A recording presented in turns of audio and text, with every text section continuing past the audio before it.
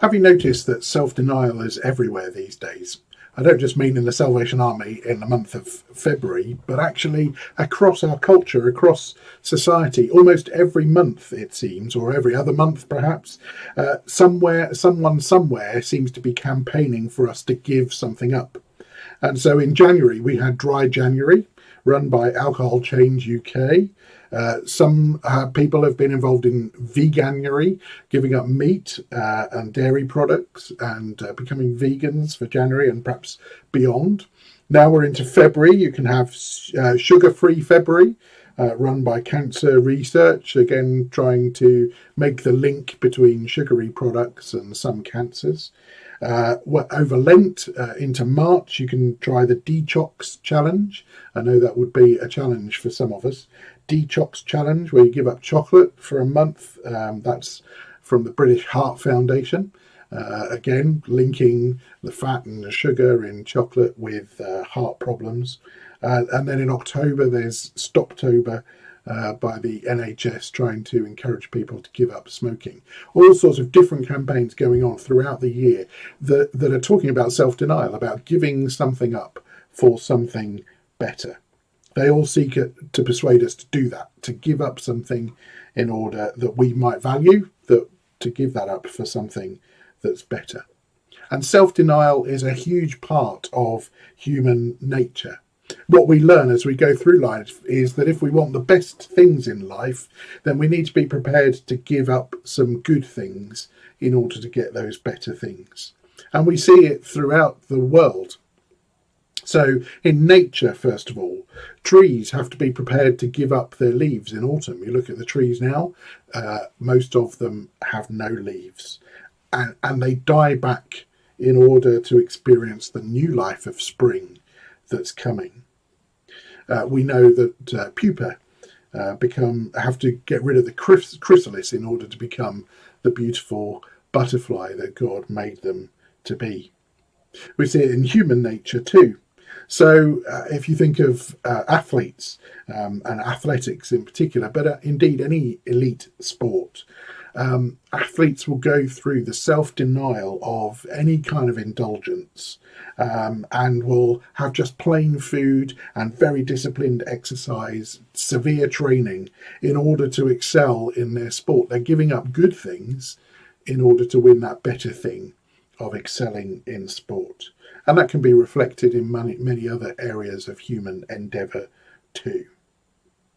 And what the Bible tells us is that giving up good things for the sake of better things reveals what's in our hearts.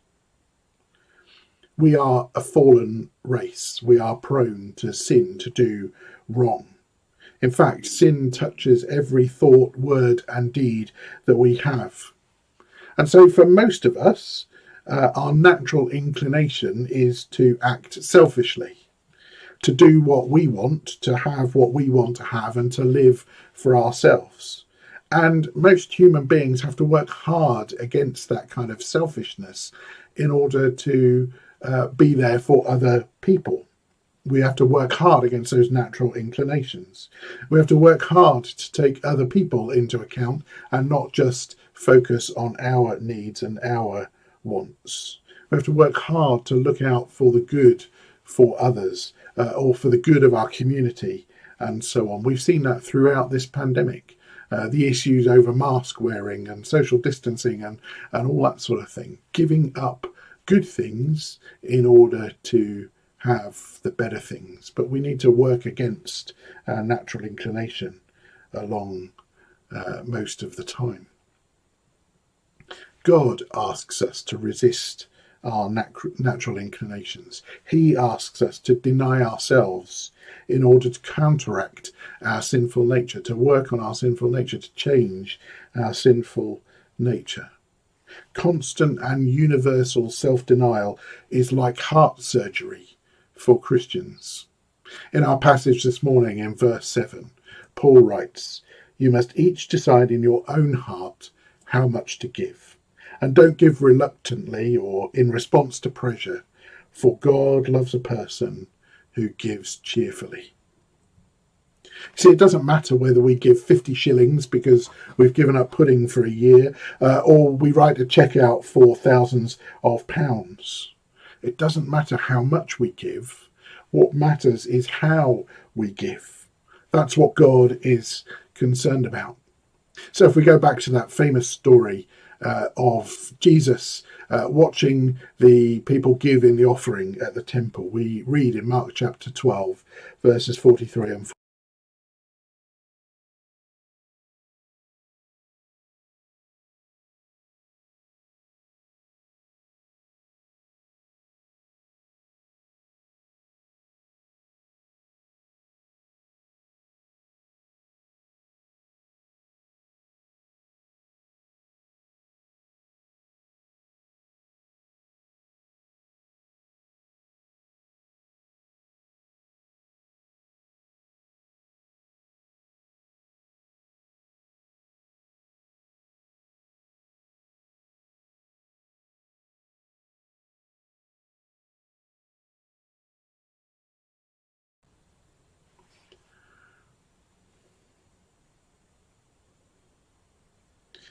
Self-denial is not something we do.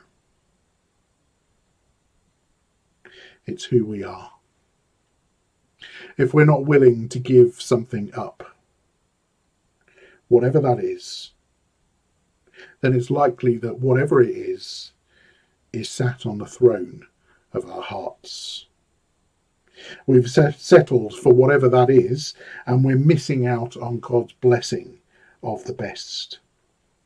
And so for the Salvationist and for other Christians too, self-denial is an opportunity to turf off what might be on our heart's throne and replace it with God once again.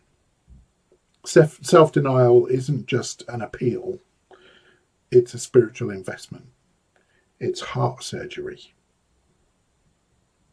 So this year, whatever you decide to give in the self-denial missionary appeal, do it thoughtfully and prayerfully.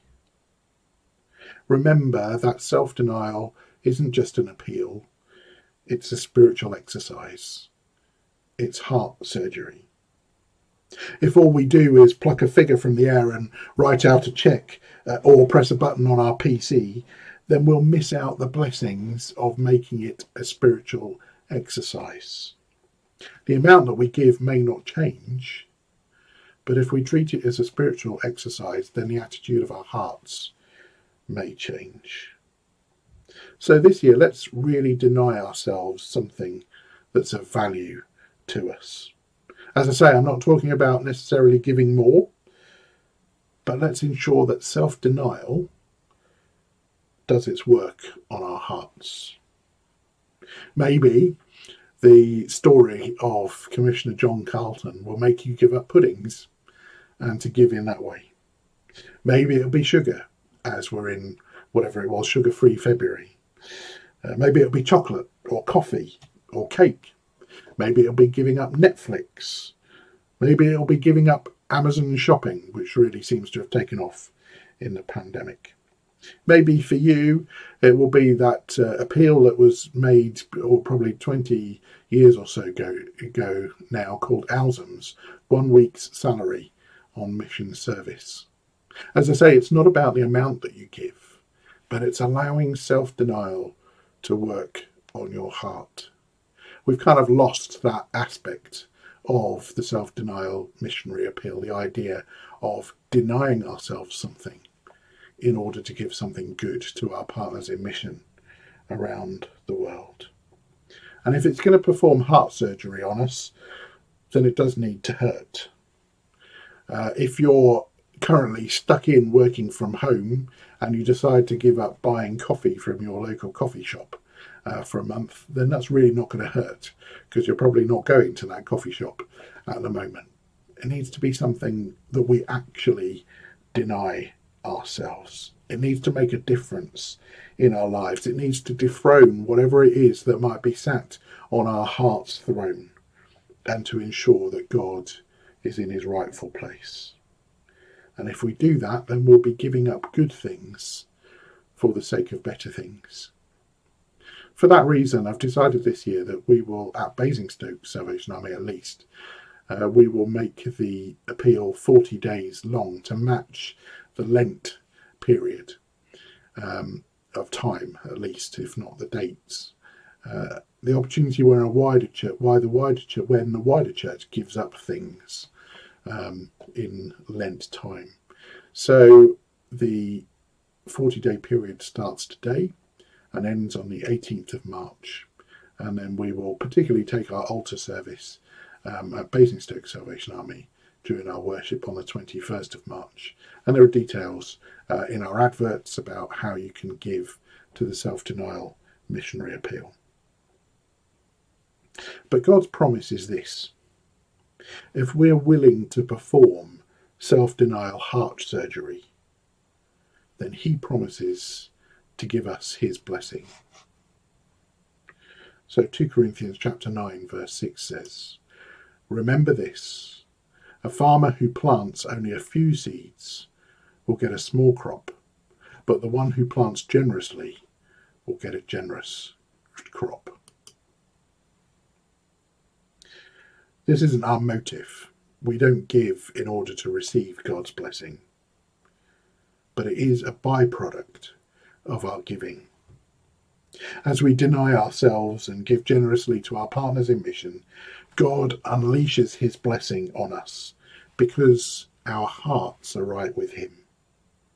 And so God is calling us in this time especially to deny ourselves, to dethrone anything that might have taken his place in our hearts.